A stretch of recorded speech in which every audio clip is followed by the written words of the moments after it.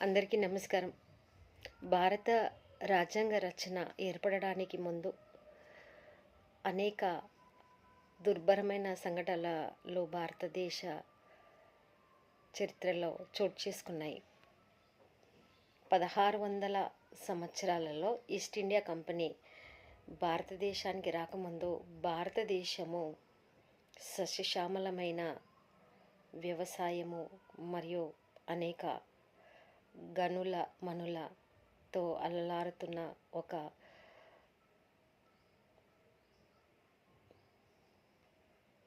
అతి గొప్ప దేశం. అయితే ఒకవైపు నుంచి ముస్లింల దండయాత్ర, మరొక వైపు నుంచి ఆర్యుల ప్రవేశము, ఆ తర్వాత కుల మత సంబంధాలు, ఒకవైపున ముస్లిం సామ్రాజ్యవాదము, మరొక వైపున అనేక మంది హిందూ సామ్రాజ్య నేతలు భారతదేశాన్ని సస్యశ్యామలంగా పరిపాలిస్తున్న క్రమంలో కుల మతాలు అనే ఒక దుర్భరమైన సంఘటనలు జరుగుతున్న సందర్భంలోనే మరొక వైపున 1600 సంవత్సరపు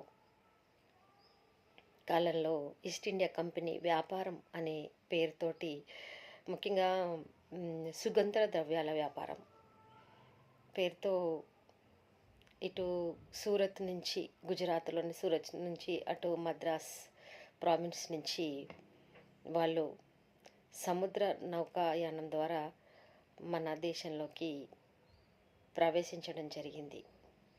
ఆ తర్వాత ఇక్కడ ఉన్న సంస్థానాల రాజుల యొక్క అనైక్యత కారణంగా, అంటే ఒకరి మధ్యలో ఒకరికి ఐకమత్యం లేకపోవడము, ఎవరికి వాళ్ళ గిరిగీసుకొని నా రాజ్యం అంటే నా రాజ్యము అనే క్రమంలో ఒక మొత్తం అంటే దేశవ్యాప్తంగా ఒక నాయకత్వం లేకపోవడం అనేది బ్రిటిష్ వాళ్ళు మన దేశంలోకి చొరబడి ఆ తర్వాత మన మీద ఆధిపత్యాన్ని చెలాయిస్తూ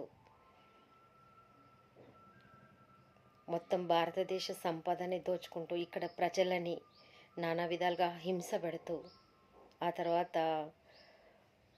చంపిన సందర్భాలు కూడా, అతి హీనమైన చర్యలు.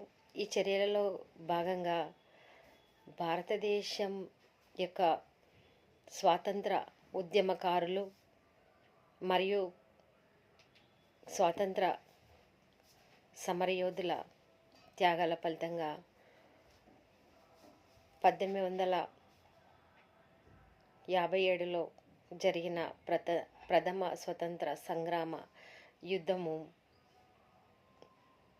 భారతదేశం యొక్క స్వాతంత్ర కాంక్షకి మరింత బలాన్ని చేకూర్చింది.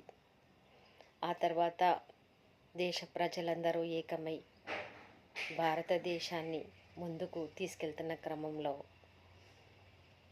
భారతదేశం స్వతంత్ర సమరయోధులు అనేక మంది త్యాగాల ఫలితంగా ఈరోజు భారతదేశం తమ రాజ్యాంగాన్ని తమే రాసుకొని ఒక సస్యశ్యామలమైన విశాల దృక్పథంతో ఈరోజు భారతదేశం ఏర్పడింది. ఆ క్రమంలో ముఖ్యంగా భారతదేశంలో బ్రిటిష్ అనేక చట్టాలను తీసుకురావడం జరిగింది. ఈ చట్టాలు అనేవి కూడా భారతీయులను మరింత దోచుకొని భారతీయులను ఎందుకు కొరగాని జీవోత్సవాలలాగా మార్చడానికి మాత్రమే ఆ చట్టాలు చేయబడ్డాయి. ఆ తర్వాత 1935లో వచ్చిన బ్రిటిష్ భారత రాజ్యాంగము భారత ప్రజల కోసమే రూపొందించబడింది. మేము సంక్షేమ కార్యక్రమాలను తీసుకొచ్చే క్రమంలో ఈ రాజ్యాంగాన్ని రూపొందించినామని బ్రిటిష్ అధికారులు, బ్రిటిష్ రాణి ఎంత చెప్పినా అది ఒక కపటమైన చర్య అని భారత స్వాతంత్ర సమరయోధులు గ్రహించడం జరిగింది. దీన్ని ఆనాటి మహాత్మా గాంధీ కానీ, నెహ్రూ కానీ, ముఖ్యంగా భారత రాజ్యాంగాన్ని రచించిన డాక్టర్ బాబాసాహెబ్ అంబేద్కర్ కానీ, గోపాలకృష్ణ గోఖలే గారు కానీ, సర్దార్ వల్లభాయ్ పటేల్ కానీ, అంటే చాలామంది, ఒకరు కాదు ఇద్దరు కాదు, అనేక మంది దీన్ని వ్యతిరేకించడం జరిగింది. ఈ క్రమంలో 1900 ప్రాంతంలో ముఖ్యంగా గోపాలకృష్ణ గోఖలే స్వతంత్ర సమరయోధుడు. ఆయన ఆయన మొట్టమొదటిసారిగా ఆయన ఏమన్నాడంటే, మన భారత రాజ్యాంగానికి మన నుంచే ఒక భారత రాజ్యాంగం కావాలి, రచన కావాలి. దీని ఎందుకంటే ఇక్కడి శీతోష్ణ స్థితి, భౌగోళిక అంశాల పట్ల అవగాహన ఉన్న ఇక్కడి ప్రజలు మాత్రమే ఈ భారత రాజ్యాంగ రచన చేస్తే బాగుంటుందనేసి ఆయన అనడము. తర్వాత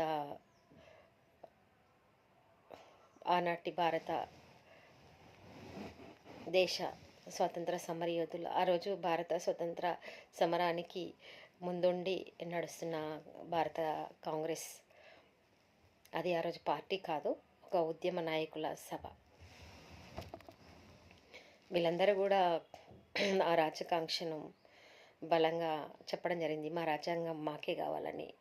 అయితే ఈ సమయంలో 1940లో బ్రిటిష్ ప్రభుత్వం ఓకే, భారతదేశ ప్రజలు భారత రాజ్యాంగాన్ని రచించుకోవాలని మీరు అనుకుంటున్నారు కాబట్టి మేము మీకు అనుమతిస్తున్నాము, దీనికి మీరు భారత రాజ్యాంగ రచన చేసుకోవచ్చని చెప్పడం జరిగింది. ఈ క్రమంలో 1946లో క్యాబినెట్ మిషన్ ప్లాన్ ద్వారా మొట్టమొదటిసారి రాజ్యాంగ పరిషత్తుకి ఎన్నికలు జరిగాయి.